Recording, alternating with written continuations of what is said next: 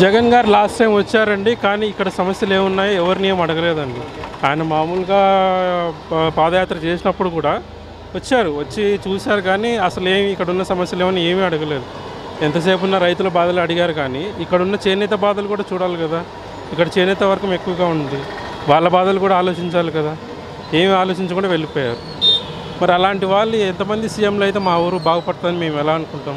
అదే పాలసీలే జగన్ కూడా అదే పాలసీలే అమలు, అసలు ఆచరణ సాధ్యంగా హామీలే జగన్ కూడా ఇస్తా అన్నాడు. 3000 రూపాయలు పెన్షను 45 సంవత్సరాలకే పెన్షన్ ఇస్తా అంటున్నాడు జగన్.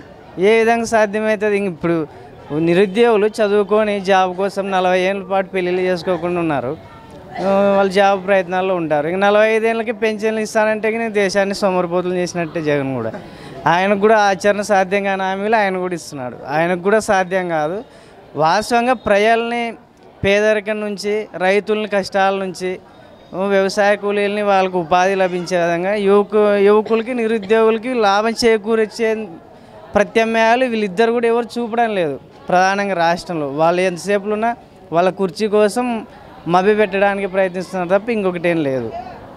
జగన్ వస్తాడు కానీ బాగుంటుంది అంటారు, కానీ జగన్ వస్తే కొంచెము రంకులు అవి ఇవి అని కొంతమంది పెద్దలు తెలిసిన వాళ్ళు మాట్లాడతారు అని అంటున్నారు. కానీ వాళ్ళ నాయన ఉన్నప్పుడు పరిపాలనలో వచ్చి ఉంటే కొద్దిగా అనుభవం అనేది ఉంటుంది. ఇప్పుడు అనుభవం లేదు కదా.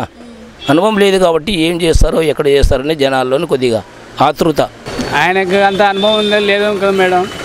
చంద్రబాబు నాయుడు అయితే మన అమరావతి రాజధాని బాగా డెవలప్ చేస్తాడని మళ్ళీ ఆయన గెలిపించుకోవాలని చూస్తున్నాం.